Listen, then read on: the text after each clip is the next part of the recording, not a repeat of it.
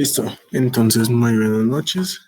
Yo soy Sebastián Daza y acá con mi compañero Juan Diego Lasprilla vamos a presentar sobre los fármacos antihipertensivos y su impacto renal. Nuestro invitado va a ser el doctor Alejandro Durán Camero, que es especialista en medicina interna de la Universidad del Bosque, especialista en docencia universitaria también de la Universidad del Bosque, especialista en nefrología de la Pontificia Universidad Javeriana. Entonces, comenzando con una pequeña introducción, eh, quería traer a esta presentación este esquema de actualizado justamente de las guías de hipertensión, debido a que me parece de suma importancia que todos tengamos en cuenta eh, cuál es el esquema, ¿sí? Entonces, el esquema, pues, inicia de una forma que todos la podemos entender. Se selecciona un inhibidor del sistema renina-angiotensina-aldosterona, bien sea un IECA o un ARA2, y se adiciona a un bloqueador de canales de calcio o un diurético. Se prefiere usar los diuréticos tipo tiazida y los tiazida-like, y se ha demostrado que hasta el 60% de los pacientes, cuando tienen un control de las cifras tensionales, se da justamente porque se les enseña de la medicación, cuándo se la tienen que tomar, a qué dosis, y se hace una buena educación prácticamente. Cuando estos pacientes no se controlan o son irregulares con la toma de los medicamentos, entonces lo que hacemos es subir un escalón.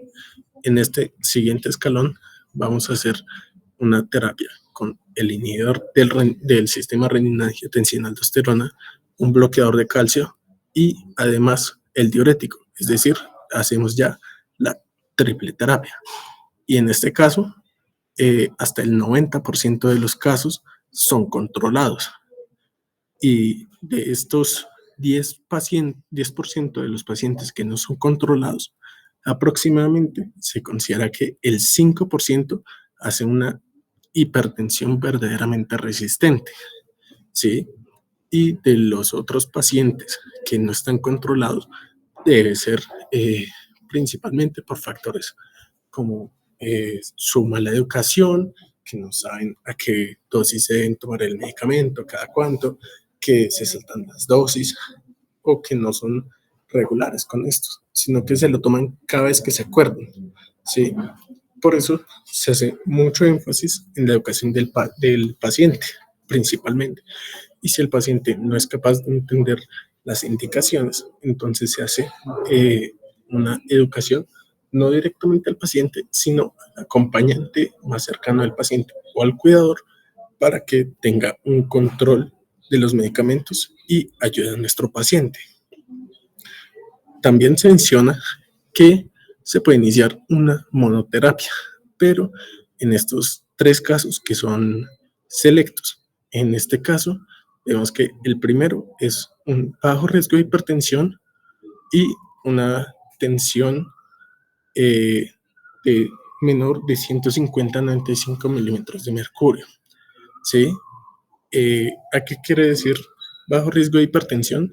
Que no tenga ningún factor de riesgo. Sí, por ejemplo, un paciente joven que haga ejercicio, que cuide su alimentación, es un paciente que no tiene muchos factores de riesgo, a no ser que pues sea genético, que tenga algún parentesco en primer grado, que tenga algún antecedente cardiovascular. Pues esos son algunos factores de riesgo que son no modificables. Pero si es un paciente como tal que cuida su alimentación y cuida sus hábitos de vida saludable, entonces pues va a tener un bajo riesgo de hipertensión.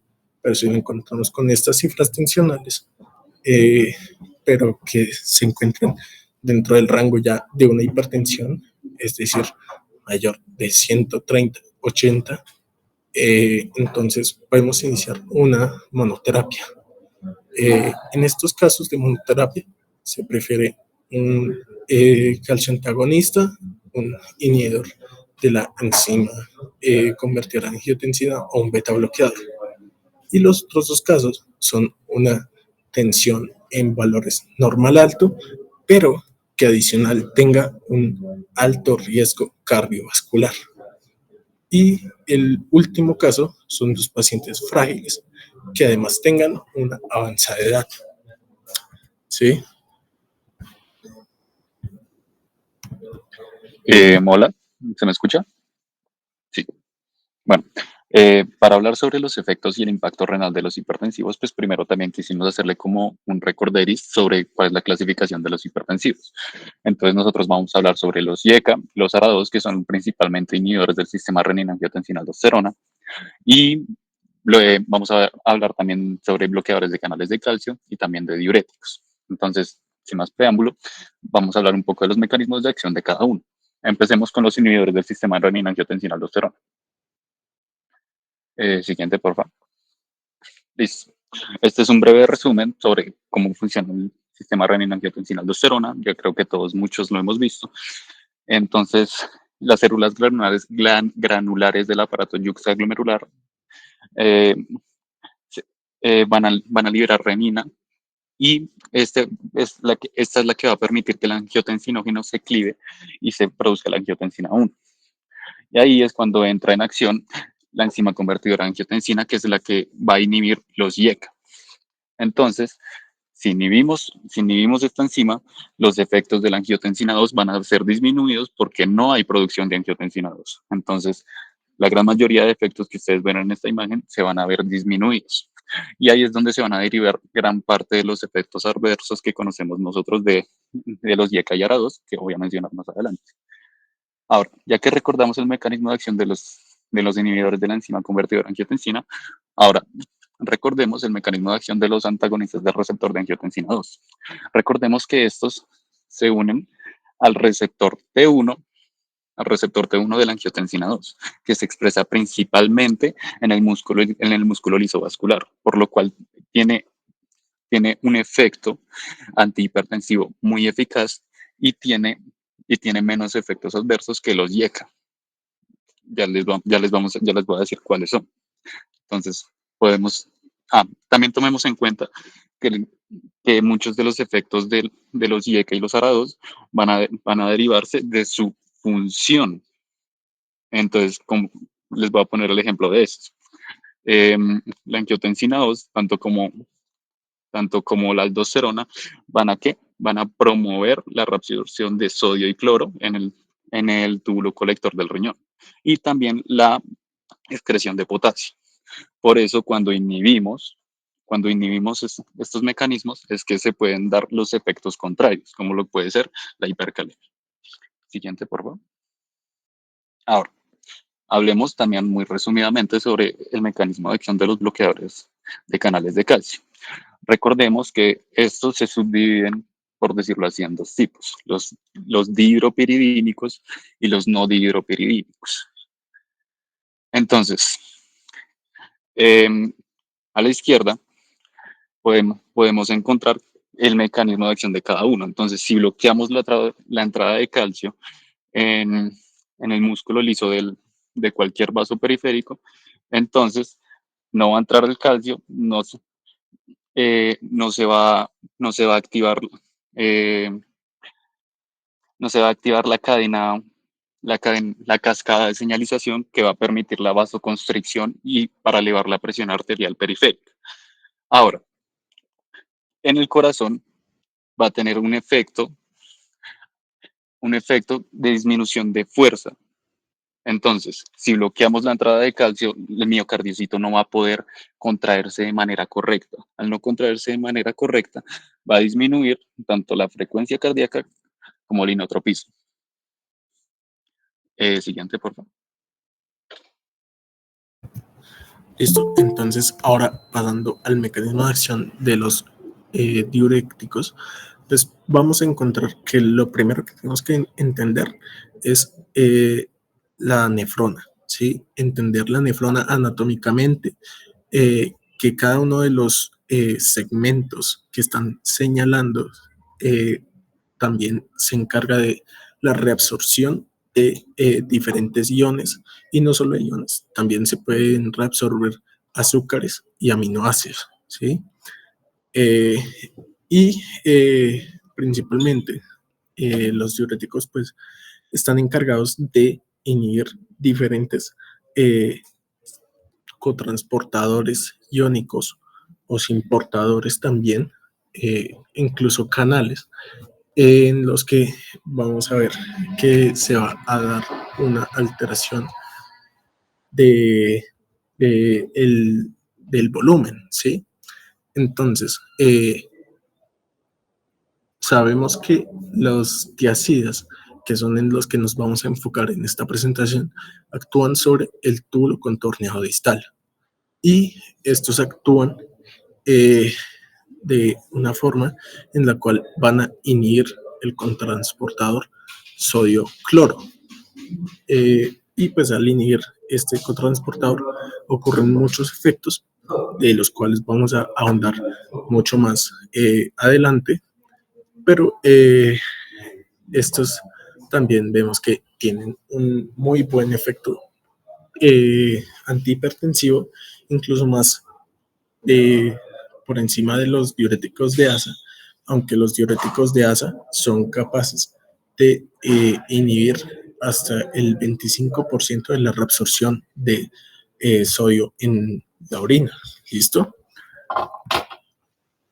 Entonces, ahora pasando con los efectos renales, vamos a iniciar con los IECA, ARA2 y los bloqueadores de canales de calcio para dejar de último los diuréticos, que es tal vez el momento más crítico y más vamos a encontrar efectos renales.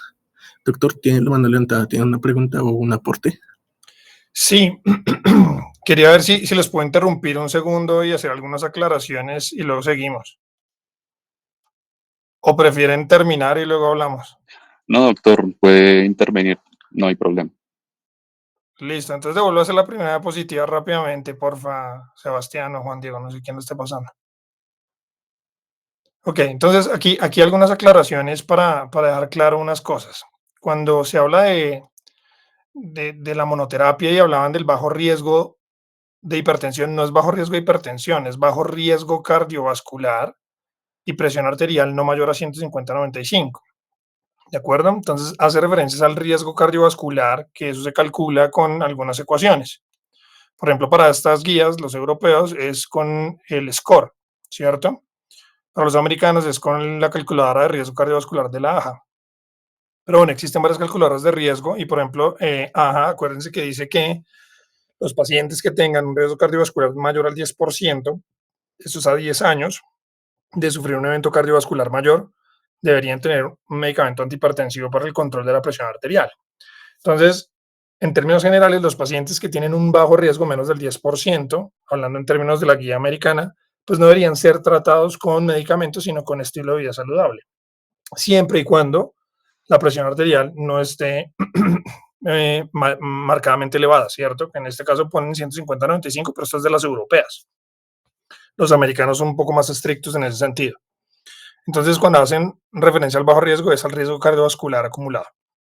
La otra aclaración es que los beta bloqueadores no se usan como monoterapia, a menos de que haya una indicación per se para el beta bloqueador, por ejemplo, una fibrilación auricular, una falla cardíaca, ¿cierto? Una enfermedad coronaria de base. Pero para el manejo propio de la hipertensión arterial, los beta bloqueadores no son considerados fármacos de primera línea de manejo. De hecho, ahí ponen que pueden utilizarse como monoterapia o en cualquiera de los pasos en combinación, siempre y cuando haya una indicación para su uso. Y hay diferentes generaciones de beta bloqueadores y los que se recomendaría para su uso serían los de tercera generación, cuando es para el manejo de la hipertensión arterial, también llamados los beta bloqueadores vasodilatadores, ¿ok? Que son carvedilol, labetalol y nebivolol, ¿ok? Listo, esto como una aclaración ahí un poco de lo que estaban diciendo. Si quieren, sigamos a la siguiente. Sigamos. Bueno, esto que lo están explicando, esto es obviamente, se queda supremamente corto. Este es el resumen del resumen de lo más simplón que hay del eje renina-angiotensina-aldosterona. Ustedes saben que esto ha cambiado muchísimo en los últimos tiempos y el sistema renin-angiotensina-aldosterona es de los sistemas más complejos que hay para ello. Entonces, por ejemplo, ustedes hablan aquí de los IECA y los ARA2, entonces venga, yo les hago algunas preguntas rápidas. ¿Los IECA qué inhiben, perdón? La enzima convertidora de angiotensina, doctor. ¿Cuál? La que está en el pulmón. La que está en el pulmón. ¿Y esa cuál es?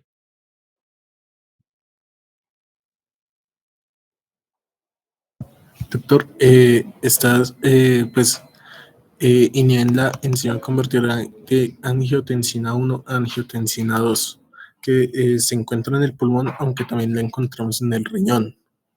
Entonces, la ECA se encuentra en muchas partes, en el endotelio, en los riñones, en muchos órganos, ¿cierto?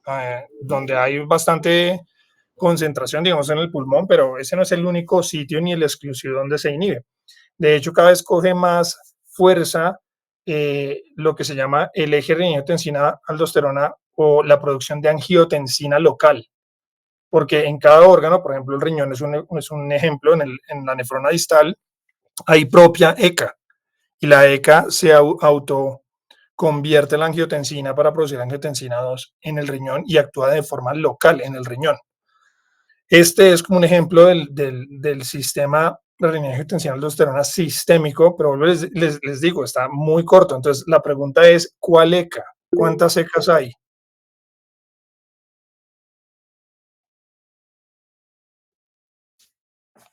¿Saben cuántas ECAs hay? Porque ustedes me dicen, los inhibidores de la ECA, sí, son inhibidores de la ECA, pero ¿cuál ECA? No, doctor, específicamente Ok, no. entonces, hay la ECA 1 y la ECA 2. ¿Cuál inhiben? ¿La ECA 1 o la ECA 2?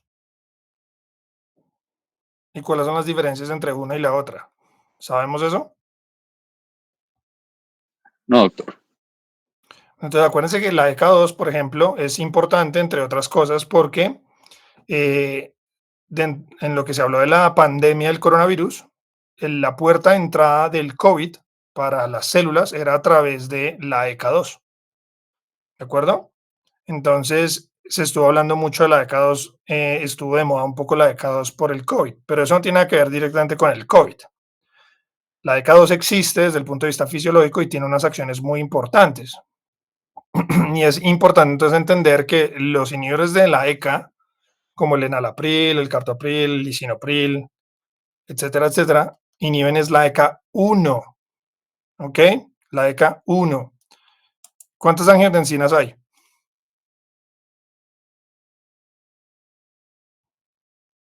Doctor, tengo entendido que son bastantes. O sea, no tengo el número exacto, pero que son muchas. Bueno, sí, son un montón. ¿Y ahí cuántas hay? ¿De cuántas nos están hablando ahí? De dos nomás, ¿cierto? Por eso les digo que es una sobresimplificación del eje. ¿Qué es lo que le enseñan a uno? ¿Cierto? Pero, por ejemplo, si yo les digo, eh, ¿qué hace la angiotensina 1,7, por ejemplo? ¿Cuál es el efecto fisiológico de la angiotensina 1,7?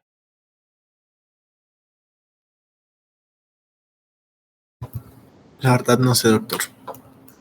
¿Ok? Entonces, si se fijan, a lo que iba es que es una sobresimplificación muy grande, no está bien explicado el eje. Me parece que sería una muy buena oportunidad para que revisaran en los apartados de fisiología en el semillero el eje renina-angiotensina-aldosterona completo.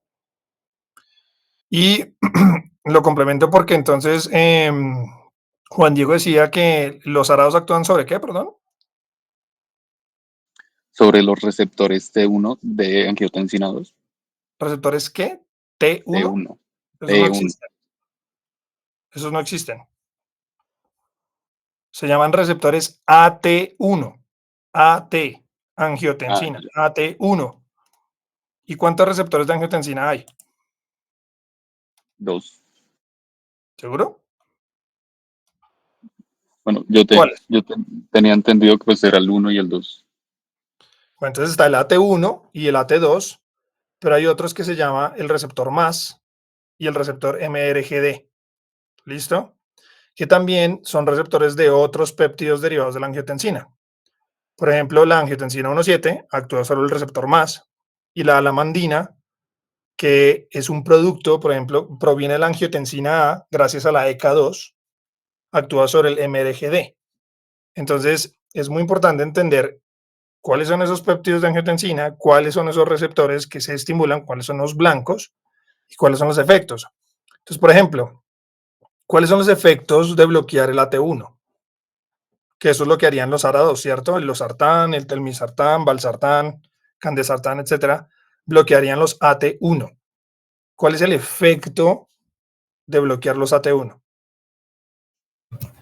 Doctor, pues principalmente los receptores AT1 están involucrados en la vasoconstricción, eh, y Sí, por otro lado, lo que es el receptor AT2 es encargado de una vasodilatación que se da por aumento de la secreción de óxido nítrico y de la vía de las bradicininas. no, la vida de las bradicininas es aparte, eso es por otro lado. ¿Listo? El óxido nítrico sí tiene que ver. Bueno, listo, de acuerdo. AT1 genera vasoconstricción y AT2 genera vasorelajación o vasodilatación. ¿Y qué más? Eso es solo un efecto. ¿Qué más efectos tiene la unión de la angiotensina 2 al AT1?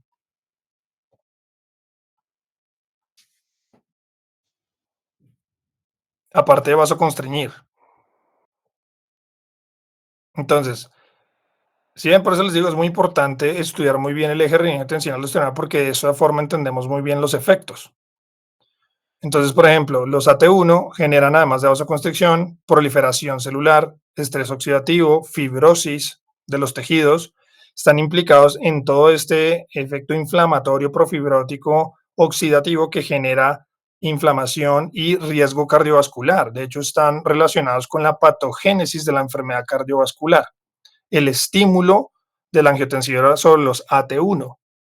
En cambio, la angiotensina sobre los AT2, que también se une a los AT2, produce lo contrario, contrarregula los efectos del AT1. Entonces, vasodilata, antiprolifera, es antioxidante, antifibrótica, ¿de acuerdo? Son efectos contrarios. Entonces, la misma pregunta les haría yo, bueno, ¿y qué hace el receptor MAS y el MRGD también? ¿Cuáles son sus efectos?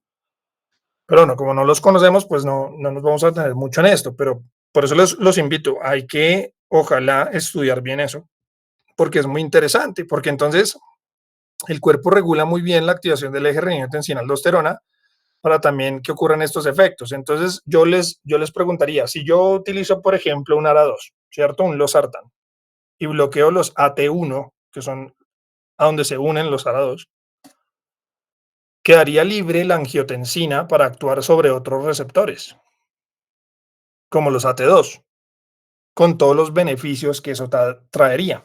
Entonces, no solo estoy bloqueando la activación y los efectos del AT1, sino que estoy favoreciendo que esa angiotensina que está libre actúe sobre los AT2 que quedan libres. Diferente a lo que hacen los IECAS. Los IECAS bloquean de entrada la formación de angiotensina 2, pero no es suficiente porque está la ECA2 y las angiotensinas se convierten por diferentes procesos, incluso las neprilicinas están ahí involucradas también para generar otros péptidos como la angiotensina 1,9, la angiotensina 1,7, la lamandina, todo esto que les digo, que terminan actuando sobre otros receptores generando efectos benéficos en general o otros que no queremos, como el efecto vasoconstrictor que es mediado por los AT1. Entonces, invitación a que estudien bien eso, pero en resumidas cuentas, para que nos quede claro, los AT1 son, entre comillas, los malos, ¿listo? Y nos gusta bloquear eso y dejar que lo demás actúe. AT2 más R, el MRGD, que todo esté eso disponible para poder hacer los efectos benéficos que eso tiene. Ahora, ¿y por qué es importante todo esto que les digo yo? No es para joderles la vida y demostrarles que no saben fisiología, sino porque es que cada vez más y en épocas recientes se están investigando muchas moléculas que bloqueen diferentes puntos de ese sistema renina-angiotensina-aldosterona que es muy grande y, y no es simplemente estas 3, 4 moléculas que hablamos aquí, renina, angiotensina 1 y 2 y ya, para de contar, y que se están investigando ya algunos en ensayos clínicos para mirar si pueden ser fármacos que tengan algún efecto antihipertensivo Y no solo en hipertensión, sino en enfermedad cardiovascular, cardio-cerebro-renovascular. Entonces es muy importante entender muy bien el eje renina-angiotensina-aldosterona y todas sus particularidades para entenderlo. También porque eso les sirve también para entender, por ejemplo, la relación que hay con los inhibidores de la neprilicina y el eje renina-angiotensina-aldosterona. ¿Cuál es la relación entre el eje renina-angiotensina-aldosterona y los péptidos natriuréticos? Que ustedes ya saben que se utilizan para falla cardíaca, por ejemplo. ¿De acuerdo? Entonces, esa era una aclaración que quería hacerles en parte de eso y dejarles como la invitación de que vale la pena que revisen eso. Y sigamos. Diuréticos. Bueno, calcioantagonistas. ¿Cuál es la diferencia entonces de los dihidropirínicos de los no dihidropirínicos? La selectividad, doctor, Selectividad A. al corazón o pues a la musculatura lisa vascular periférica. ¿Cuáles son los más selectivos con la periferia? Con la periferia Ajá. son los dihidropirínicos y los no dihidropirínicos son con el corazón. ¿Y cuáles son los no dihidropirínicos? Eh, ¿Cómo así un ejemplo? ¿Sí? ¿Cuáles son los fármacos calcioantagonistas no dihidropiridínicos? Los no dihidropirínicos. Anlodipino, Ne, la amarró, nifedipino, ¿no? la amarró. El verapamilo y el diltiazem. Ujú. Verapamilo y diltiazem son no dihidropiridínicos. ¿Qué significa dihidropiridinia? Piridínicos eso El- tiene que ver con la estructura química. sí, ¿Listo? porque el El receptor, anillo. el receptor no, le pusieron así precisamente no es porque el receptor se inhibe con la dihidropiridina. Tenía entendido eso. Sí, porque tienen la estructura dihidropiridínica y los otros no. Y eso les da selectividad para que bloqueen los canales de calcio periféricos en el músculo liso vascular y por eso hagan vasodilatación periférica. Los no dihidropiridínicos no tienen esa selectividad y también generan efectos en el corazón. Y en el corazón también generan los mismos efectos al bloquear los canales de calcio que ustedes están describiendo ahí, pero sobre todo tienen efectos cardiodepresores. Son cronotrópicos negativos y por eso son antiarrítmicos. Son antiarrítmicos clase ¿qué? Clasificación Baumann-Williams de antiarrítmicos. ¿Clase qué? Los calcioantagonistas no dihidropiridínicos. ¿No? Bueno, tarea. ¿A qué grupo de los antiarrítmicos pertenecen los calcioantagonistas no dihidropiridínicos?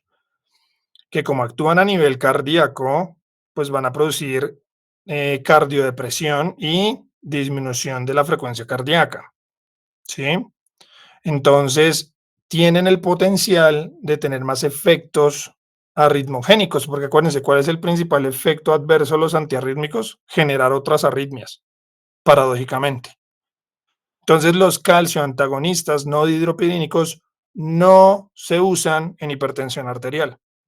¿Ok? No se consideran primera línea. La primera línea son los calcioantagonistas dihidropirídicos, que son amlodipino, nifedipino, nicardipino, etcétera. ¿Listo? Entonces, cuando hablamos de hipertensión y las guías hacen referencia a los bloqueadores de canales de calcio o calcioantagonistas, hacen es referencia a los dihidropiridínicos, no a los no dihidropiridínicos. ¿De acuerdo? Entonces, ¿cuándo utilizar verapamilo o diltiazem? Pues como antiarrítmicos en algunos casos, y eso, porque cada vez se usan menos. Algunos dirían, no, pues el paciente que tiene falla cardíaca, que tiene una fibrilación auricular, por ejemplo, y es hipertenso, le serviría un verapamilo. Sí, pero no es cierto del todo porque el verapamilo ni es mejor antihipertensivo que un amlodipino, por ejemplo, y en cambio los beta bloqueadores sí o sí tienen que ir en ese paciente porque tiene falla cardíaca, porque los betabloqueadores han demostrado beneficios en la hospitalización, en la falla, en el reinfarto, etcétera. Y si yo combino betabloqueadores con calcioantagonistas no dihipiridínicos, ¿qué le pasa al paciente? ¿O qué le puede pasar?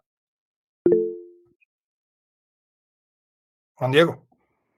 Doc, qué pena, pero el verapamilo no estaba contraindicado en falla cardíaca con fracción de eyección reducida. No, no es que esté contraindicado, pues, se podría utilizar, pero eventualmente no es lo mejor porque ya dijimos, es cardiodepresor. Pues, no quisiéramos hacer eso, ¿cierto?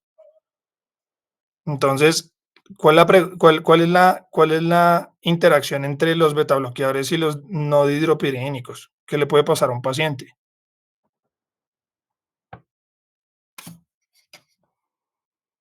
Igual, Cardiosuprimirse es mucho. O sea, si se utilizan ambos.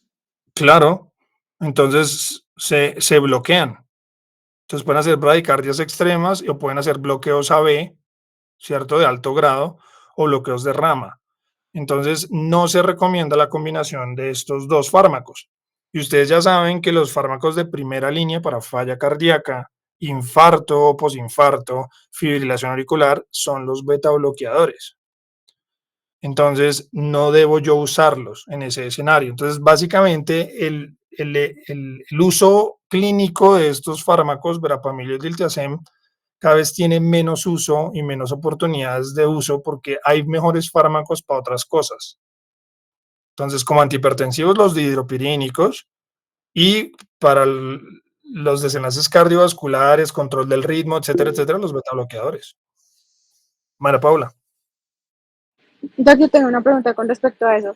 Es que yo escuchaba, bueno, una vez estaba hablando con un cardiólogo y el cardiólogo reemplazó el antihipertensivo por un beta bloqueador que decía que tenía la doble función de antihipertensivo y beta bloqueador, como por ejemplo el beta Loxoc. Entonces, o sea, ¿es posible? O sea, ¿no hay más riesgo cardiovascular si usted solamente utiliza ese medicamento solo, a no tener ambos? Ambos, ¿cuál es el otro? ¿A cuál te refieres? ¿Cuál es el otro? O sea, me refiero, por ejemplo, hay un paciente, entonces el paciente toma enalapril de base como su antihipertensivo normal, ¿sí? Y, no sé, también toma amlodipino, ¿sí? Esos son los antihipertensivos que ese paciente toma, pero se lo reemplaza por el betaloxoc y el betaloxoc es el que va a cumplir la función de antihipertensivo y beta bloqueador. Entonces, no sé, ¿no tendría más riesgo el paciente? Ok, O sea, entonces cardiovascular. hay varias cosas para responderte. Lo primero, el Betalox SOC. SOC es una formulación química de básicamente significa liberación prolongada. Ese es básicamente que metoprolol succinato, porque está el metoprolol tartrato, que no tiene esa fabricación para hacer de liberación sostenida y por eso hay que darlo más frecuentemente. De hecho, la evidencia clínica derivada del uso del beneficio del beta bloqueador en falla cardíaca, infarto, con el metoprolol tartrato es cuando se utiliza cada 8 horas, máximo cada 12 horas.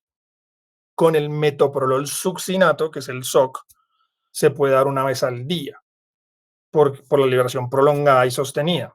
Y tiene buena evidencia en los desenlaces cardiovasculares y cardíacos. Por eso es uno de los fármacos que se utilizan en esos escenarios, junto con otros dos que han demostrado su beneficio, que son carvedilol y bisoprolol. Ahora, los betabloqueadores, como les decía, hay de 3 generaciones. Los de primera generación, que son no selectivos, los de segunda generación, que son los cardioselectivos, y los de tercera generación, que se llaman los vasodilatadores. Los cardioselectivos tienen solo efecto beta 1 bloqueante. Ejemplo, el metoprolol succinato, el mismo metoprolol tartrato, ¿cierto? El bisoprolol, el atenolol, ¿sí? Por poner otros. Los de primera generación son propranolol. Esos no se utilizan nunca en indicación cardiovascular, porque ellos son no selectivos.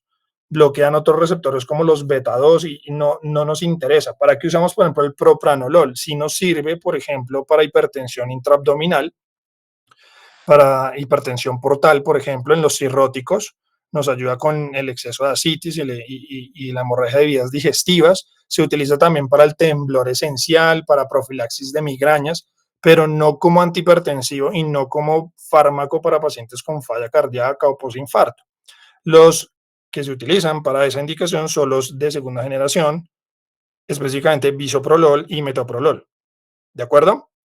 Sin embargo, el efecto antihipertensivo beta 1 antagonista es muy débil y está mediado por dos grandes brazos, digamos. Uno es que reducen la frecuencia cardíaca, ¿cierto? El inotropismo también de paso, entonces disminuyen un poco el gasto cardíaco.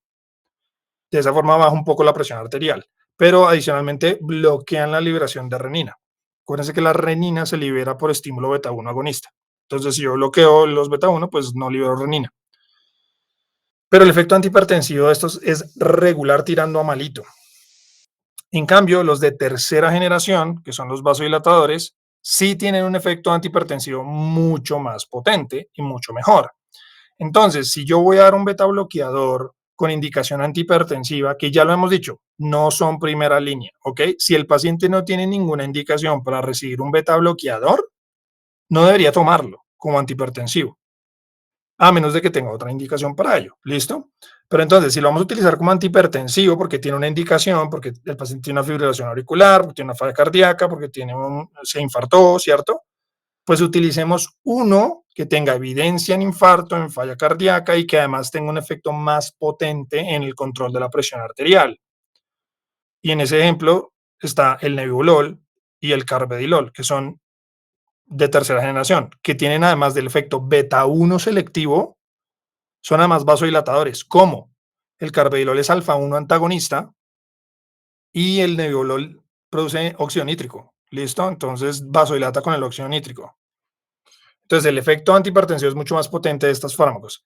Y lo otro ahí, y eso es otra cuña, los betabloqueadores de tercera generación, los vasodilatadores, tienen menores efectos metabólicos adversos que los betabloqueadores de segunda y primera generación.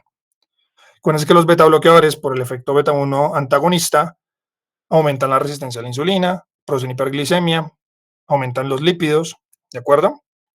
Entonces, los otros no, los otros al contrario los bajan, ¿listo? Por sus efectos vasodilatadores.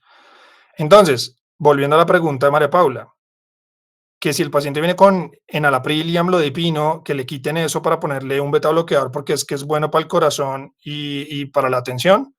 Entonces, primera afirmación, sí, es bueno para el corazón el beta block, pero si el paciente tiene, ¿cuál es la indicación? ¿Qué tiene el paciente? ¿Una falla cardíaca? ¿Un infarto? Sí, ese paciente tiene que tener un IECA y un ARA2, no se le puede quitar eso. De pronto quitar el amlodipino, bueno, podría ser, pero el IECA o ARA2 van, porque hace parte del manejo holístico de la falla cardíaca y del posinfarto. Pero si tú le quitas enalapril y amlodipino, ese paciente se te pone súper hipertenso, porque el betaloxoc no va a dar abasto para controlar la presión arterial. Y eso es muy interesante y hay muchas razones para explicarlo. Pero en aras del resumen, eso no está bien, eso no debería hacerse.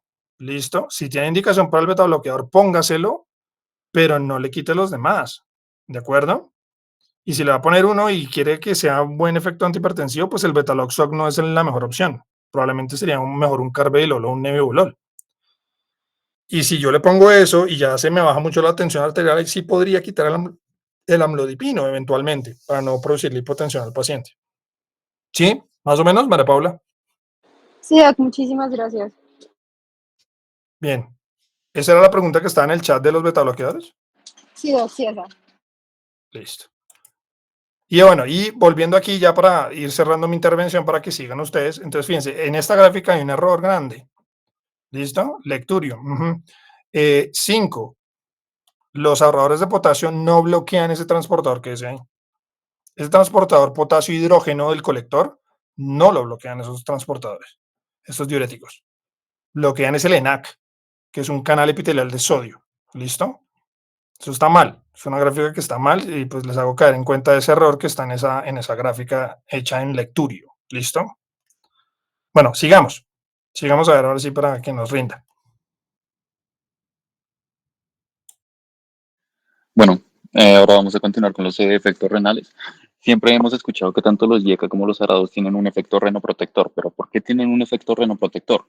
Tanto como los IECAs y las ARA2 tienen qué efecto? Disminución de la presión intraglomerular. ¿Esto en qué se traduce? En que no va a haber tanta presión intraglomerular y va a haber un mejor filtrado, un filtrado más constante. Ahora, eso también está mejor explicado. Entonces, reducción de la presión intraglomerular. Disminución de la proteinuria que se los voy a mostrar con un estudio que les voy a mostrar en la siguiente diapositiva. Retardo en la progresión de la enfermedad renal crónica porque también se ha demostrado que estos medicamentos son capaces de subir la tasa de filtración glomerular en pacientes con crisis hipertensivas. Y también tienen efectos renoprotectores en la nefropatía diabética. Ahora, ¿cómo podemos ver esto? Lo podemos ver reflejado pues en este estudio siguiente. Mira, siguiente. Ahí está. Este fue un estudio realizado en un hospital japonés. Es un estudio de cohorte retrospectivo en donde se evaluó la eficacia de, de inhibidores del sistema renina-angiotensina-aldosterona comparándolos con beta bloqueadores. Y estos fueron los resultados. ¿Cuáles fueron los resultados? Y es que se aumentó la tasa de filtración glomerular a los pacientes a los cuales se les administró inhibidores del sistema renina-angiotensina-aldosterona. Adicionalmente a esto también se vio que las personas que se les dio este tipo de medicamentos en específico disminuían la proteinuria mayor en comparación a la cual lo hacía eh, los beta bloqueadores. Entonces, a pesar de que este estudio fue realizado en Japón y un dato que yo no les di, fue realizado en un total de 49 personas, es un número muy bajo de personas. Este no es el único estudio que se ha hecho en base a estos medicamentos. Entonces, podemos decir que tiene efectos renoprotectores, sí, pero también tiene efectos adversos, que son los que siempre debemos tener en cuenta al momento de recetarle a un paciente nuestro algún antihipertensivo de estos. Entonces, mira, pon la siguiente imagen, por favor. Entonces, el mecanismo de acción por la cual se puede producir hipercalemia como reacción adversa al medicamento de los IECA o los ARA2, yo lo expliqué en la imagen anterior que nos explicó el doctor Durán. Entonces, si no se libera el sodio por la orina, se retiene y puede producir una hipercalemia, que eso va a llevar, como por ejemplo, a arritmias, como uno de los casos como uno de los efectos de la hipercalemia. ¿Por qué decimos que tiene efecto renoprotector y también dice que puede generar deterioro de la función renal? Esto es en ciertos casos. ¿Por qué? Porque la angiotensina 2 tiene un efecto sobre la arteriola aferente vasoconstrictor. Entonces, si inhibimos esto por los mecanismos ya mencionados, esta se va a vasodilatar. Si se vasodilata la arteriola aferente, se va a perder la presión de filtrado glomerular, causando daño renal. Y pues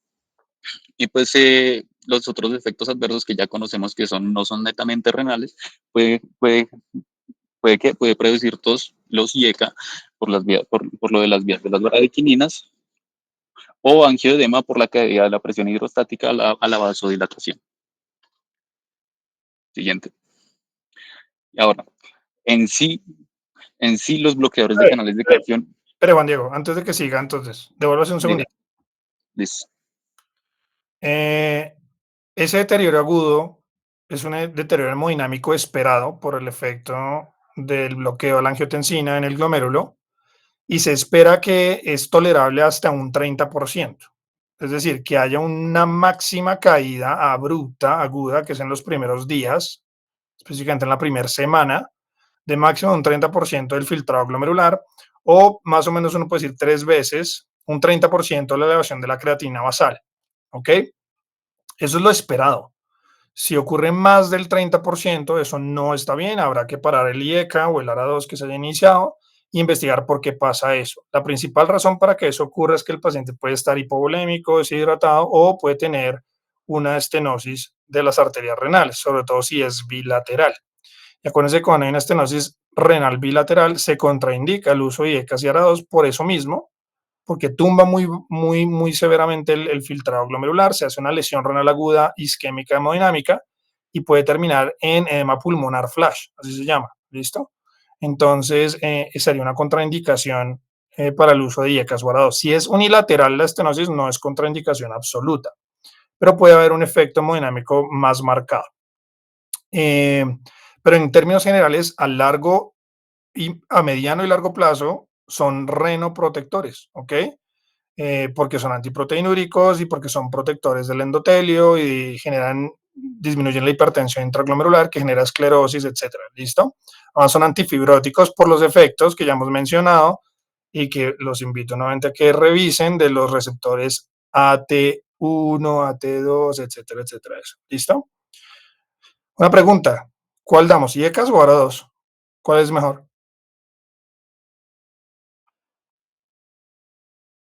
Pues, doctor, según mi lógica, según el perfil de seguridad y debido a pues menos eventos adversos como el de la tos, yo diría que un ARA-2, pero también mi lógica me dice que depende del paciente. ¿Cómo así depende del paciente? ¿De qué depende el paciente? Pues, por ejemplo, un paciente que se le estaba administrando IECA y presentó tos, pues se le debería cambiar un ARA-2, por Ah, ejemplo. claro, pero eso es una consecuencia de que no toleró el otro, ¿cierto?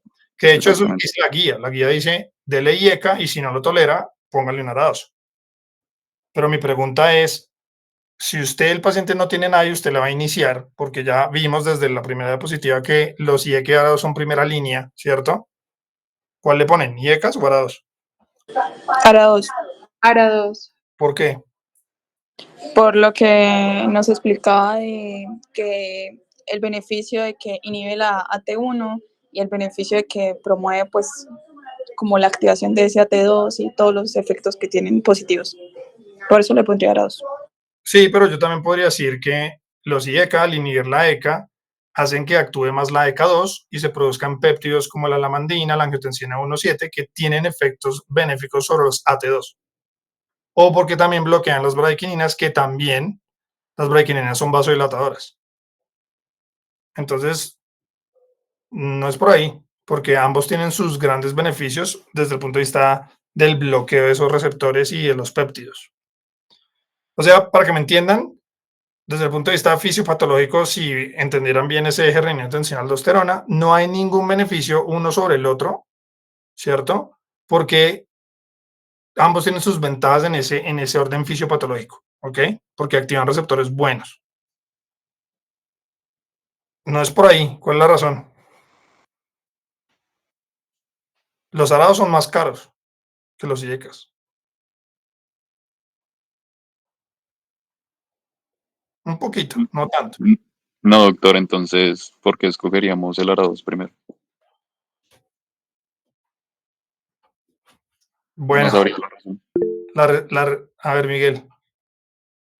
Doctor, pues yo digo que depende, porque digamos que ¿Qué? en ¿De qué? cuestión de accesibilidad, o sea, en cuestión de precio, pues sería un factor a conocer y permitiría mayor disponibilidad. Segundo, pues los arados tienen un mayor margen de seguridad en cuestión de efectos adversos. Y lo tercero, pues es que muchas veces, dependiendo del desenlace o de la situación clínica del paciente, conviene uno más que otro. Por ejemplo, muchas veces han comparado IECAs o arados en diferentes estudios, por ejemplo, en el Valiant, y le va mejor al valsartán en cuestión de infarto en pacientes en manejo con ARA2. Bueno, eso no es cierto, ¿ok? Entonces, primera cosa. Uno, la disponibilidad es relativa, ¿ok? Y el costo también. Porque yo le puedo decir que el losartán es mucho más barato que un ramipril, por ejemplo, o un quinapril. Y yo le puedo decir que yo consigo muchísimo más fácil un valsartán o un losartán que un quinapril aquí en Colombia. De hecho, ahorita, por ejemplo, está desabastecido el enalapril, en cambio el losartán no. Ahora, en costos, sí son ligeramente un poco más costosos los ARA2, pero lo mismo, depende. Un losartán es mucho más barato que un ramipril, ¿cierto? Depende del fármaco que estemos comparando. Claro, si usted compara un telmisartán con un captopril, evidentemente es mucho más caro el telmisartán. Pero eso ya ha bajado muchísimo de precio y sobre todo eso fue a los inicios. Acuérdense que los arados salen en la década de los 2000. En cambio, los IECAS les anteceden como más o menos por 10 años. Entonces, realmente eso es muy relativo y por el costo también es muy relativo. Además, dependemos del control. Un enalapril, por ejemplo, ustedes lo tienen que dar cada 12 horas, ¿cierto? Por farmacocinética y posología. Entonces, usted tiene que dar el doble de pastas al paciente al mes para lograr el mismo control que, por ejemplo, lograría con una única dosis al día de telmisartán. Serían 30 versus 60 pastas de enalapril. Comparemos precios. Entonces, eso es relativo y por ahí no es la cosa. En cuanto a desenlaces, no existen estudios cabeza a cabeza directos diseñados para comparar desenlaces entre IECAS y ARA2. Hay estudios indirectos que comparan estudios de ARA2 y estudios con IECAS para mirar desenlaces. De hecho, hay una revisión sistemática que sale por allá como en el 2012, 2010, si no estoy mal, que en ese análisis comparativo indirecto entre los metaanálisis de ARA2 y IECAS dan por ganadores a los IECAS porque tienen un mayor impacto sobre la mortalidad en los pacientes, en la mortalidad cardiovascular. Entonces de ahí es que las guías se agarraron a decir que es que primero es IECA y luego ARA2. pero eso ya está absolutamente revaluado, porque cuando uno entra a mirar los estudios independientes de los ARA2, como surgieron 10 años después, para entonces cuando se hacen los ensayos clínicos con los ARA2, los pacientes ya teníamos que reclutarlos y estaban con manejo full con estatinas, con aspirina, con otras terapias farmacológicas y no farmacológicas que impactaban directamente en la mortalidad de los pacientes. Antes no. Antes usted lo único que ponía era eventualmente un poquito de eso y ECAS. Entonces, ¿qué es más fácil demostrar un beneficio en mortalidad? A un paciente que usted le pone algo que sirve para disminuir la mortalidad cardiovascular, como el IECA, pero no recibe nada más, o que es más difícil igual demostrar un beneficio en mortalidad con el ARA2, a pesar de que ese paciente ya tenía aún más reducción del riesgo porque tenía estatinas, aspirinas, y control de los factores de riesgo mucho más consciente de lo que ocurría 10 años antes. Entonces, los estudios en calidad son mucho mejores los de ARA2 que los de IECAS en ese sentido. Entonces, tienen más valor de demostrar reducción en los desenlaces los ARA2 que los IECA. Solo en ese sentido. Aunque, si somos estrictos, no hay diferencias entre ellos. Es decir, en cuanto a desenlaces duros, mortalidad cardiovascular, infartos, hospitalizaciones por falla cardíaca, desenlaces renales, son lo mismo. No hay diferencias grandes, excepto en una única cosa que es en seguridad. Hay muchos metaanálisis que confirman y dicen que los IECA se suspenden más porque tienen más efectos secundarios, específicamente tos y angioedema. El angioedema es rarísimo, eso casi no ocurre, pero la tos sí suele ser relativamente más frecuente y los pacientes lo suspenden más. Entonces, ¿ustedes qué creen? Si yo tengo un paciente hipertenso con factores de riesgo, ¿qué es mejor? ¿Que se tome o que no se tome la droga? ¿Qué generará desenlaces a futuro? ¿Que suspenda el medicamento o que lo siga tomando? Pues evidentemente que lo suspende le va peor. Entonces, indirectamente, el hecho de que los IECAS se suspendan más habla a favor de los ARA2. Entonces, en conclusión, en cuanto a desenlaces, son lo mismo. En cuanto a disponibilidad de precios, son probablemente muy similares hoy por hoy y depende del fármaco que estamos utilizando. Y en cuanto a seguridad, son superiores los ARA2. Conclusión, los ARA2 son mejores que los IECA. Yo nunca mando IECAS a menos de que lo utilice para, por ejemplo, enalapril de 5 para antiproteinuria, que no quiero bajar la presión arterial, posiblemente esa sea mi única indicación de IECA. Eso no quiere decir que los IECA son malos, no, pero son mejores los ARA2. Ahora, ¿por qué las guías no los ponen de primeras? Pues porque no han querido cambiar eso desde 2010 y esas cosas, aunque ya cada vez las guías mencionan menos eso. Antes sí eran muy enfáticos, primero IECA y si no lo tolera ARA2. Ahorita esperamos a ver que los gringos vuelvan a sacar la guía, porque estamos con la de 2017 todavía, y ahí todavía siguen diciendo que primero IECA y luego ARA2. Eso va a terminar cambiando. Ya los europeos en estas últimas y los de la Sociedad Internacional no mencionan que primero debe ser un IECA o un ARA2. Fíjense que los ponen a la par. Ponen un bloqueante del eje, bien sea un IECA o un ARA2. María Paula. Doc, qué pena, es que tengo una pregunta con respecto a los arados. O sea, no sé si yo lo malinterpreté o no lo entendí bien, pero usted decía que con los IECAS se maneja también la aspirina, ¿cierto? Entonces, los arados no manejan aspirina, o sea, como dentro de la fórmula o la composición química no tienen aspirina, o sí lo tienen. No, yo no dije nada de eso. No, o sea, yo sé, sino que pues yo lo interpreté así, como usted decía, como que los IECAS también se utilizan, o sea, como a la par con la aspirina y no sé qué. Me explico otra vez. No quiere decir que tengan la estructura de aspirina o que se tengan que dar con aspirina, no tiene nada que ver con eso. En los estudios clínicos aleatorizados que fueron el fundamento para demostrar la eficacia y la aprobación de los IECAS, que ocurrieron una década prácticamente antes de la aparición de los ARA2 porque no existían. Primero apareció el captopril, luego viene el enalapril y luego vinieron los otros IECAS. Y casi una década después aparecieron los primeros ARA2. El primer ARA2 que aparece es losartán. Entonces, en ese lapso de tiempo, si nos echamos 10 años atrás, la forma en que se hacían los ensayos clínicos en pacientes de alto riesgo cardiovascular, en donde queríamos demostrar beneficios cardiovasculares con el uso de estos medicamentos, pues eran menos rigurosos, menos estrictos en el control de factores de riesgo, no usaban tanto la aspirina o las estatinas, que ustedes saben que tanto aspirina como estatinas reducen el riesgo cardiovascular, sobre todo en prevención secundaria, ¿cierto? Y eran pacientes, por así decirlo, un poco medio desnudos, naive, donde no tenían mayores cosas y les ponían el IECA. Y obviamente eso en los resultados impactaba mucho en la mortalidad y en los desenlaces cardiovasculares, porque los IECA son buenos, reducen eso.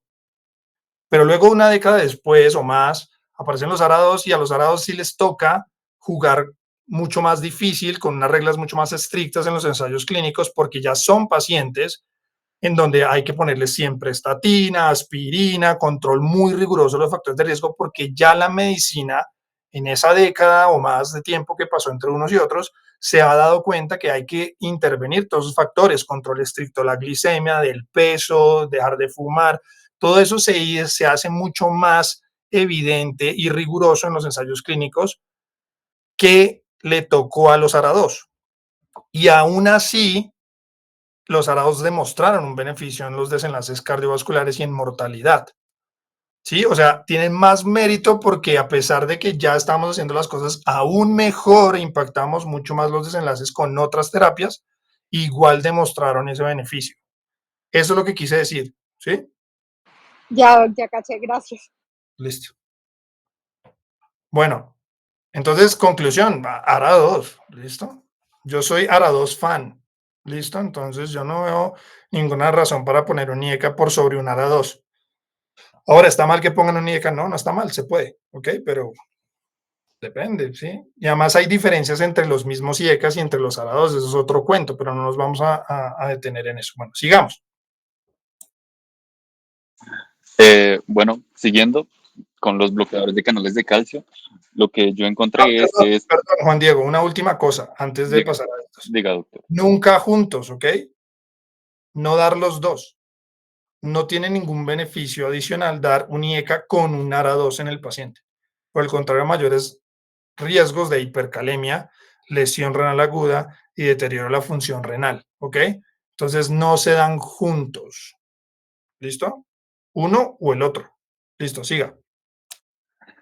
Listo.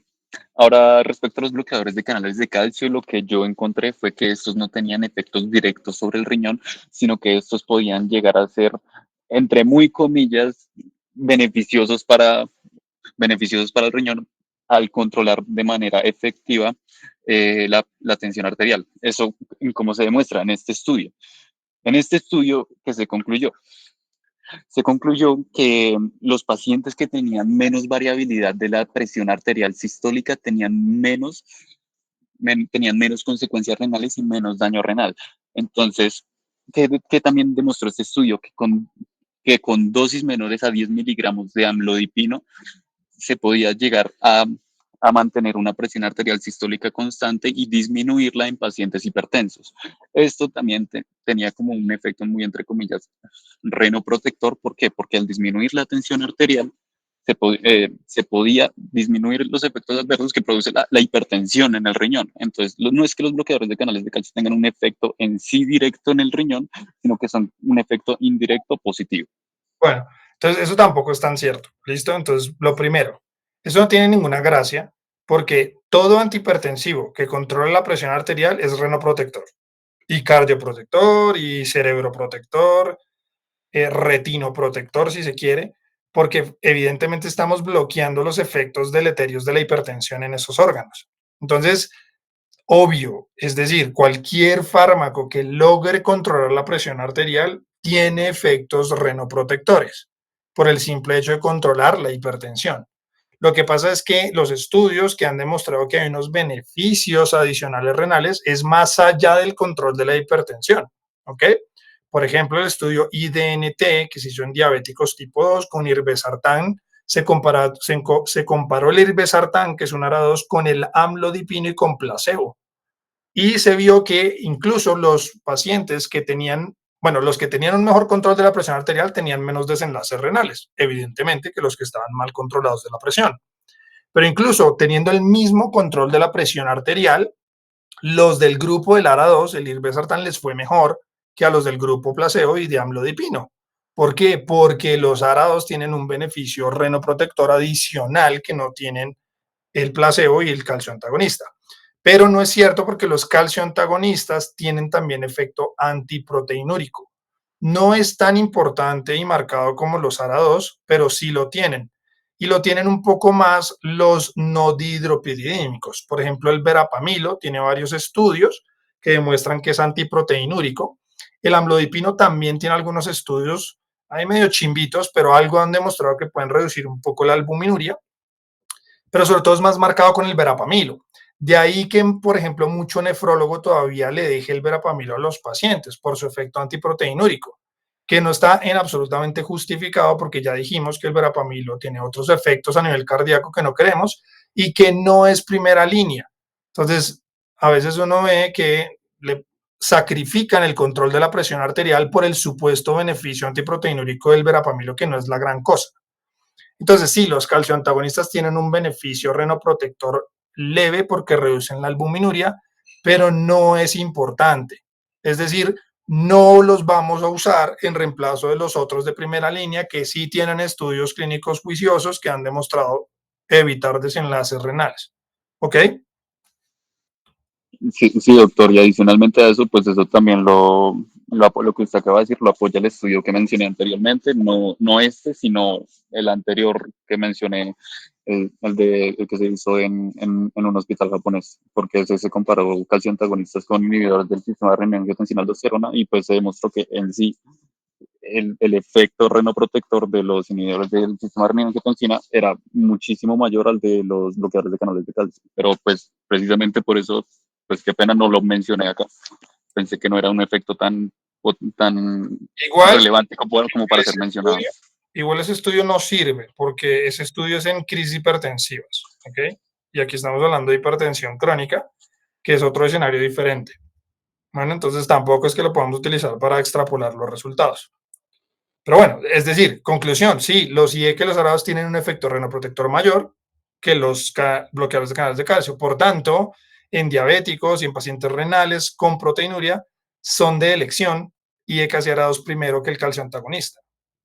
Pero la gran mayoría de los pacientes van con terapia doble terapia, entonces probablemente vayan con los dos. ¿Listo? Bueno, sigamos.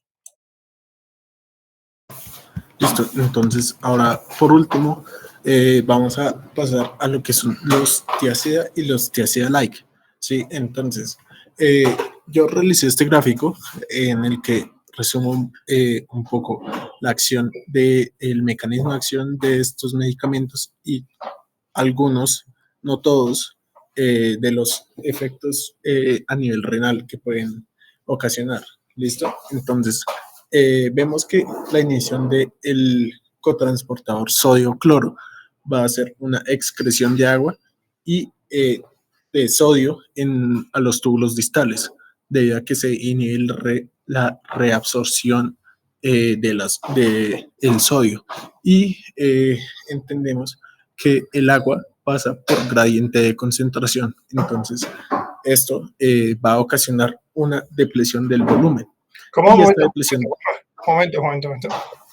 ¿Cómo, Sebastián? ¿Que el agua pasa por un gradiente de concentración? ¿De dónde a dónde? ¿Cómo? ¿En el distal? ¿En el colector? No, eso es impermeable. Por eso que ahí el agua no se mueve. A menos de que haya antidiurética. Y eso es por otro cuento. ¿Listo? Así que no entiendo eso del agua. Bueno, sigue explicando, a ver. Bueno, entonces, tenemos que, gracias a esta excreción de sodio a los túbulos distales, va a haber una depresión del volumen que va a activar el sistema renina-angiotensina. Y adicionalmente, esta depresión del volumen pues va a ocasionar una hipocalemia. Esta hipocalemia no va a ser únicamente por la depresión del volumen, sino que la excreción de sodio y de agua va a ser una activación de los ENACs, que también está ayudada porque se activa la reabsorción pasiva de calcio por vía paracelular en los túbulos proximales. Esta hipercalcemia es la que activa el ENAC junto a la excreción de sodio y agua a los túbulos distales y esta activación del ENaC termina precipitando la hipocalemia. Y esta hipocalemia pues también va a estar acompañada de una alcalosis metabólica debido a que se da una excreción también del ion hidronio. Y justamente esto fue utilizado para el síndrome de Gitelman, debido a que el síndrome de Gitelman es una inhibición congénita de la función del cotransportador sodio-cloro, es decir, se disminuye su función y por ende los pacientes que tienen este síndrome congénito tienen una disminución de la tensión de 8 milímetros de mercurio por debajo de la media aproximadamente. Adicionalmente vemos que la hipercalcemia acompañada de la hipocalemia a nivel renal, pues va a ser una hiperpolarización de la célula beta pancreática. ¿Listo? Esta hiperpolarización de la célula beta pancreática va a disminuir la liberación de insulina por los canales mediados por calcio. Y esta disminución de la liberación de la insulina va a producir una resistencia a la insulina y por ende va a finalizar en lo que se conoce como una hiperglucemia. Pero no es únicamente por, por esta vía, sino que también se ha encontrado que los medicamentos tiazida y los tiazida-like pueden ocasionar una hiperlipidemia.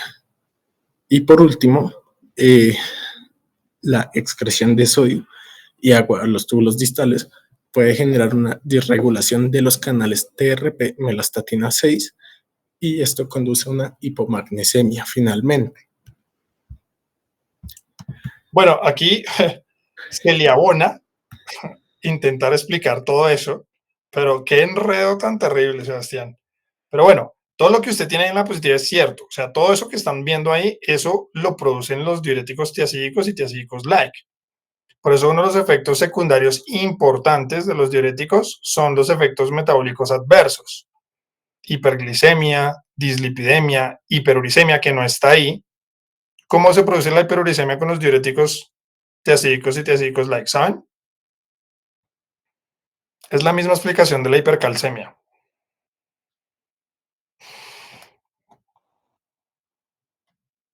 Por reabsorción proximal. Se aumenta la reabsorción proximal de la urea y del ácido úrico. Y esto por transportadores de ácido úrico en el proximal. Igual que el calcio de forma paracelular en el proximal. ¿Listo? Pero hay un enredo con los ENaC y esas cosas, y la hipocalemia y que la alcalosis, bueno, en fin, pero sí, todo eso se produce una alcalosis metabólica, hipocalemia, hipomagnesemia, todo eso se puede producir. Entonces, digamos que los diuréticos tienen bastantes efectos secundarios. Yo por eso, aunque son de primera línea y son muy buenos, sobre todo en estados de sobrecarga de volumen, yo no los uso tanto. Ahora, una pregunta para entender por qué bajan la presión arterial los diuréticos tiazídicos y tiazídicos like.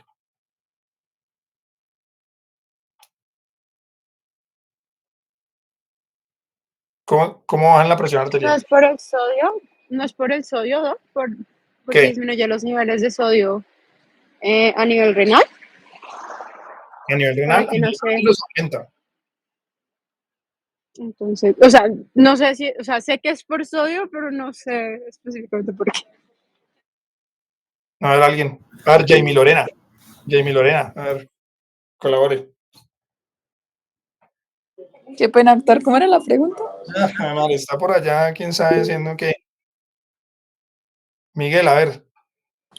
Porque pues al ser diuréticos pues inducen también la excreción refleja de sodio y el sodio pues atrae agua al ser osmóticamente activo y pues al haber una expresión del volumen intravascular pues disminuye gasto y bajo tensión. Bueno, esa es la explicación más típica, ¿no? Pero el riñón está diseñado para adaptarse al sodio, ¿cierto? Entonces, si yo bloqueo un transportador y boto sodio por la orina, y eso también bota agua, evidentemente, por eso se depletan de volumen los pacientes, por eso son diuréticos. Una consecuencia de eso es que se va a activar el eje renina-angiotensina-aldosterona, ¿cierto? Por eso la importancia y el sinergismo de combinar, por ejemplo, un diurético con un IECA o un ARA2, porque bloqueamos esa hiperactividad del sistema renina angiotensina aldosterona que va a ocurrir con el diurético. Pero bueno, suponiendo que eso pasa, igual se aumenta el eje renina-angiotensina aldosterona y el riñón vuelve y se adapta y la natriuresis se estabiliza. Es decir, que con el pasar de los días, el riñón empieza a dejar de botar tanto sodio como al inicio y vuelve y llega a un estado de equilibrio. Pero la tensión arterial no vuelve y sube, se mantiene baja. Entonces, si la explicación fuera por la natriuresis, que es la explicación lógica, y claro, al principio el primer efecto antihipertensivo que generan los diuréticos es la natriuresis. Se debe a la natriuresis. Pero una vez se llega a ese equilibrio y se estabiliza, igual siguen siendo antihipertensivos. ¿Por qué?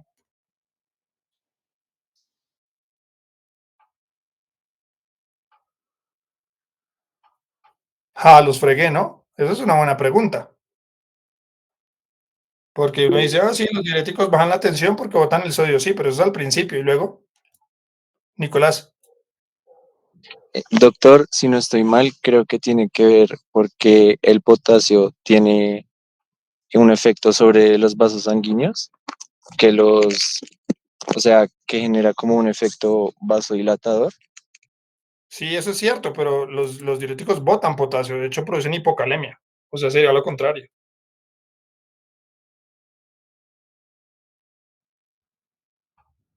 Y entonces, ¿saben qué? La pregunta real de fondo que yo estoy haciendo es, ¿cuál es el mecanismo de acción de los diuréticos tiazídicos y tiazídicos like para bajar la presión arterial? Ya me dijeron un pedacito, que es la natriuresis. Sí, al botar sodio y agua por orina, pues eso disminuye la bulimia, y disminuye los efectos vasoconstrictores del sodio, pero eso es al principio. Y luego, ¿cómo se mantiene el control de la presión arterial a largo plazo? Porque debe haber otros mecanismos por los cuales los diuréticos bajan la presión arterial. Y esa es la pregunta, ¿cuáles son esos? Por ejemplo, tiene que ver con canales de potasio, sí, pero no porque boten potasio, listo, por la orina. Tiene que ver con unas quinasas RHO-A y RHO, tiene que ver con canales de calcio, tiene que ver con la anhidrasa carbónica, con prostaglandinas. ¿Saben o no? Y de paso, ahí deriva otra pregunta y es, ¿cuál es la diferencia entre las tiazídicas y los tiazídicos like? ¿Cuál es la diferencia? Doctor, pues en ese caso la diferencia es principalmente por su estructura química, debido a que los diuréticos de tipo tiazida tienen un anillo de benzotiazida y los tiazida-like carecen de este. Sin embargo, realizan la misma inhibición del cotransportador sodio-cloro. Sí, eso es cierto. La diferencia básica es la estructural, ¿cierto? Por el anillo benzotiazídico que tienen las tiazidas, que no tienen las tiazídicos like. Pero los llaman tiazídicos like porque hacen el mismo efecto o mecanismo de acción que es bloquear el simporte sodio-cloro del distal. Hacen lo mismo, ¿cierto? Pero entre comillas, lo mismo. Esa es una diferencia estructural química, pero hay una diferencia funcional muy importante y tiene que ver con esos efectos antihipertensivos adicionales que tienen.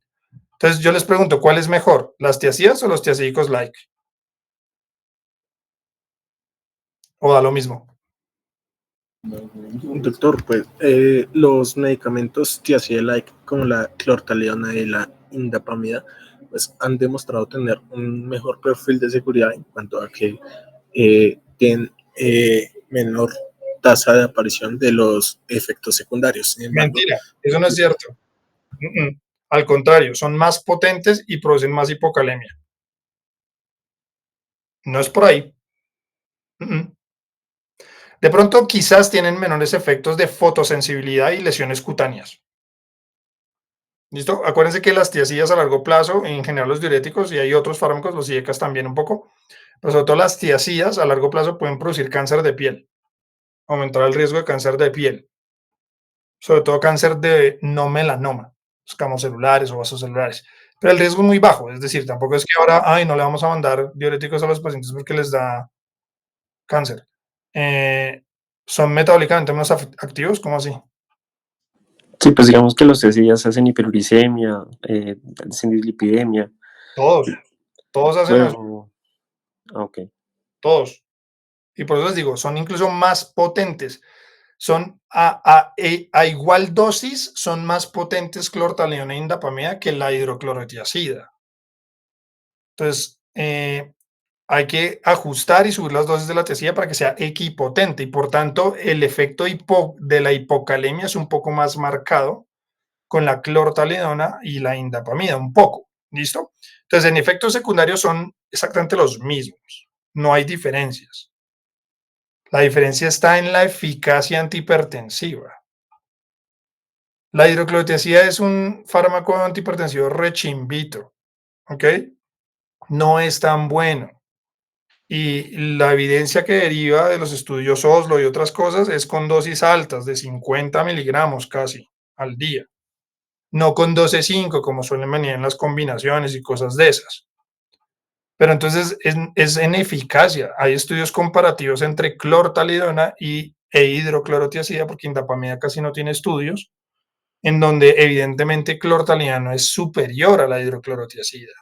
La pregunta es ¿por qué? Entonces la respuesta tiene que ver es con los efectos antihipertensivos de fondo. Entonces, por ejemplo, ¿qué tiene que ver la anhidrasa carbónica entre clortalidona y la hidroclorotiazida? ¿O qué tiene que ver la apertura de canales de calcio entre hidroclorotiazida y clortalidona?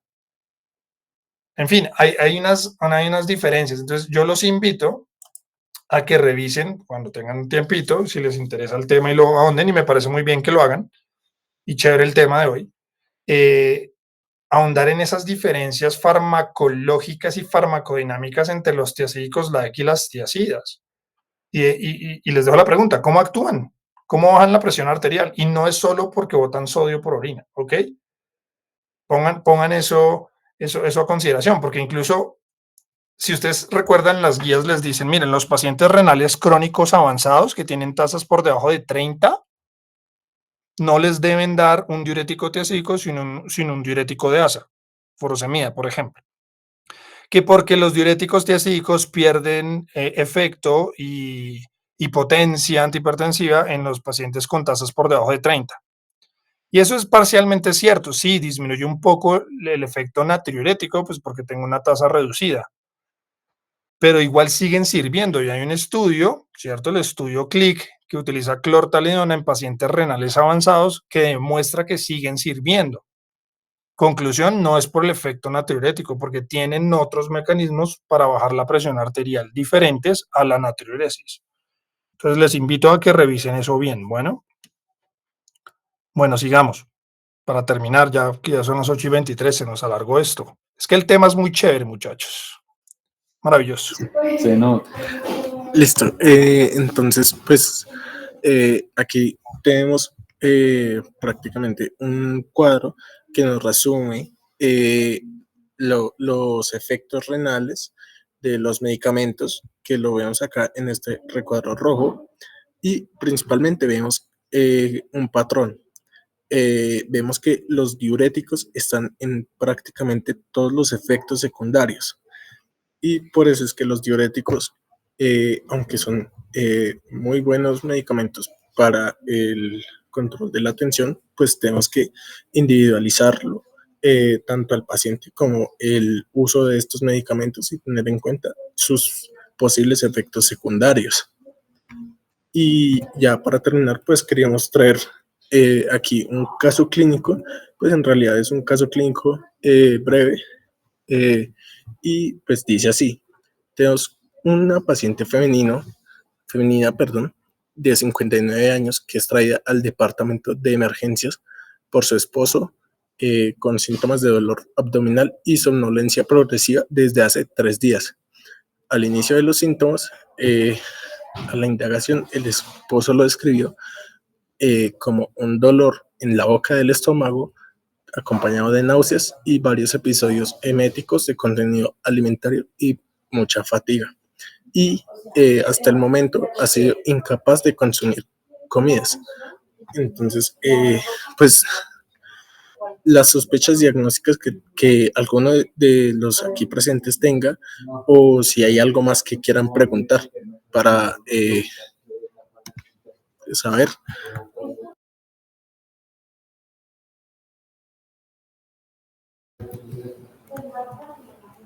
¿Alguno quiere participar? O llamamos al azar. Antecedentes. Listo. Entonces encontramos que los antecedentes de la paciente son hepatológicos, obesidad mórbida, hipertensión arterial, hiperlipidemia e hipotiroidismo. Quirúrgicos, tuvo una cirugía bariátrica y ha perdido 45 kilos desde hace 9 meses, que fue la fecha de la cirugía. De medicamentos toma hidroclorotiazida 50 miligramos diaria, simvastatina 20 miligramos diaria, citrato de calcio, que su contenido es de 400 miligramos de calcio elemental y 100 unidades internacionales de colicalciferol cada 12 horas, y levotiroxina de 75 microgramos, y niega otros antecedentes de importancia. ¿Algo más que quieran saber? ¿Cuánto pesa ahorita? Si bajó 45 kilos, ¿cuánto pesa? Ahorita está pesando, ya le digo, doctor.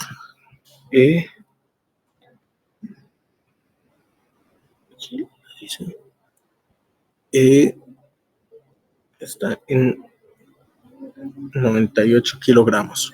Uy, ok.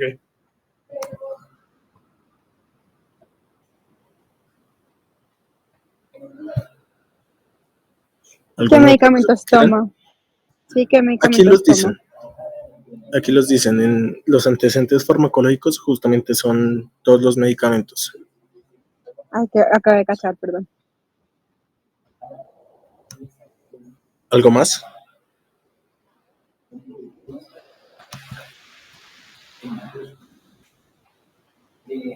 ¿O quieren pasar ya al examen físico? Arterial y eso. Uh-huh. Listo, entonces pasamos al examen físico. Entonces encontramos una paciente somnolienta que responde al llamado suave, es decir, al estímulo táctil y al llamado por su nombre sin necesidad de gritarle. Los signos vitales son los que vemos en pantalla: frecuencia cardíaca de 83 latidos por minuto, tensión arterial de 120/60 y frecuencia respiratoria de 16 respiraciones por minuto. Tiene una turgencia de piel pobre, mucosa oral seca, sin hallazgos destacables a nivel cardiovascular, respiratorio o tiroideo. El abdomen se encuentra blando, con leve dolor a la palpación en el epigastrio, y resalta que se encontró una hiperreflexia sin clonus.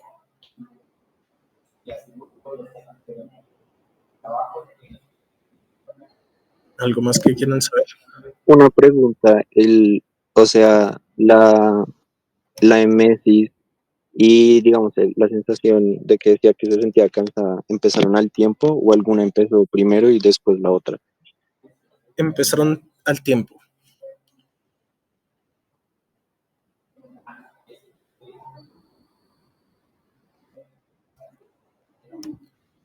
¿Algo más que quieren saber? Yo quiero saber cómo está una lipasa y un magnesio. Lipasa y magnesio. Listo. Entonces, encontramos que el magnesio está en 1.2 miligramos de cilitro y la amilasa de 920 unidades litro. Y ¿algo más que quieran saber? ¿Alguna otra persona? Yo dije lipasa, pero bueno, amilasa, listo. Bueno. Perdón, doctor. Entonces le regalé la amilasa. La lipasa está en 578 unidades litro. Listo. Bueno, diagnóstico, a ver. ¿Y el sodio cómo está? El sodio está en 130.000 equivalentes litro. ¿Listo? ¿Y tiene gases? ¿Tiene gasecitos? Sí, doctor. Los gases mostraron un pH de 7.41, PCO2 de 41 milímetros de mercurio y bicarbonato de 26.000 equivalentes litro. Listo. Diagnóstico, a ver. Miguel, vaquero, a ver, hágale. Pues yo pienso que el paciente por la clínica que tiene una pancreatitis. Pancreatitis aguda. Sí, ¿Qué más? pues me llamaría la atención pedir unos electrolitos y una función tiroidea para establecer si es algún trastorno electrolítico, hipertrigliceridemia o descartar origen biliar. Listo. ¿Qué electrolitos le pide Miguel? Sodio, potasio, calcio y fósforo. Listo.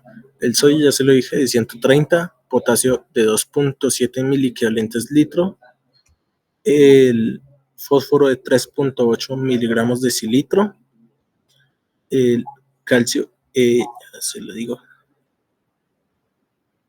está en 19.8 miligramos decilitro y con calcio iónico de 9.7 miligramos decilitro. Total, calcio total. Iónico no. ¿En 9? El calcio total está en 19.8 miligramos decilitro. ¿En cuánto? 19.8. 19. Uy. ¿Y el iónico? 9.7. Uy, no puede ser. Bueno, ok. Ja. ¿Y entonces? Listo. ¿Qué tiene? Esto les cambia el diagnóstico de la paciente. ¿Cómo está el electro? ¿Tiene un electro ahí? Muestra el electro. Sería bonito ver el electro de eso. No, doctor. En este caso, el electro, lo único destacable que mostró fue el QTC de 488 milisegundos.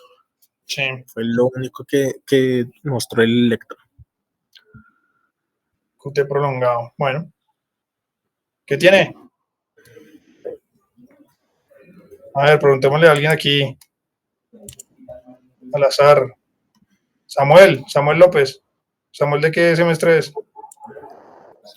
Séptimo, doc. Ah, listo, propio. Hágale. ¿Qué tiene?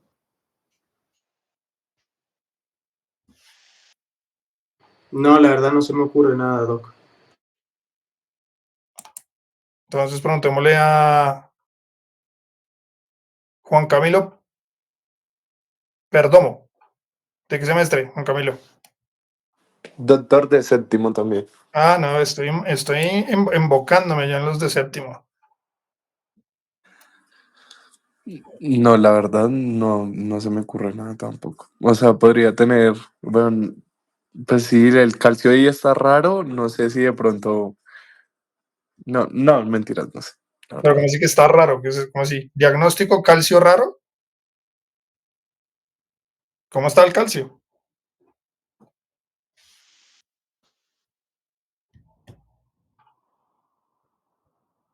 Está elevado. Entonces yo seguiría con el diagnóstico que dio Miguel, una pancreatitis aguda que se desencadenó por una elevación del calcio intracelular. Estoy una hipercalcemia, el hijo de madre. Ok, o sea, una pancreatitis aguda por hipercalcemia. Bueno. Sí, señor. Y entonces, Sebastián, ¿sí o no? Tiene más hipocalemia, hiponatremia, todos, hipomagnesemia y limítrofe, todo secundario a la tiacida. Sí, doctor. Estos son todos los laboratorios que le tomaron. También le tomaron la glucosa, que estuvo en 180 miligramos de cilitro, función renal, BUN de 33, creatinina de 1.9, albumina de 4.5, ácido lácteo de 3 milimoles litro. Y ya no encontraron más laboratorios destacables, por lo que la sospecha diagnóstica y la conducta a seguir en este caso fue nada vía oral, le suspendieron la hidroclorotiazida, le dieron reposición volumétrica con solución salina. Ahí me quedó mal escrito, perdón, no es solución salina normal al 0.9, sino una solución hipotónica. y le dieron calcitonina 4 unidades internacionales por kilogramo subcutáneo con pamidronato 90 miligramos IV. Se hizo un chequeo diario del ionograma completo y a las 72 horas los niveles de calcio sérico regresaron a 9.7 miligramos decilitro. ¿Listo? Entonces, de este caso, ¿sí? ¿Alguien levantó la mano? Sí, yo tengo una pregunta. ¿Y no habría también que hacerle algo a ese potasio, no? Está teniendo cambios electrocardiográficos. A ver, lo que pasa es que los cambios electrocardiográficos probablemente sean más por la hipercalcemia, no por la hipocalemia porque no es tan severa. Y eso es típico de la hipercalcemia, el QT prolongado, ¿listo? Aunque también podría ser el potasio, pero no tiene tanta hipocalemia. Pero sí, de acuerdo, es decir, yo no le hubiera puesto una solución salina hipotónica, si fue lo que le pusieron, o incluso una salina normal, que habría ponerles un lactato de Ringer y probablemente con reposición de potasio, de magnesio y más el manejo de la hipercalcemia que se lo hicieron bien. Ahora, pilas con los bifosfonatos en lesión renal aguda, ¿no? Que este tiene una lesión renal aguda isquémica porque la hipercalcemia deshidrata por montones a los pacientes. Entonces hay que ponerle, el manejo de primera línea de la hipercalcemia es póngale agua para que el riñón orine todo ese calcio que pueda. Lo que pasa es que la tiacida no lo deja, por eso habría que quitársela. Ahora, otro tip, ¿no? Para que lo tengan en cuenta, las tiacidas producen pancreatitis también, ¿no? Como para que tengamos ese dato presente. A la pancreatitis de este señor seguramente es por la hipercalcemia, pero la hidroclorotiazida también puede causar pancreatitis farmacológica, como causa de la pancreatitis misma. María Paula. Doc, yo tengo una pregunta. O sea, ¿por qué se le está administrando calcitonina si tiene hipercalcemia? ¿Cómo así? ¿Qué es la calcitonina? ¿Cómo actúa?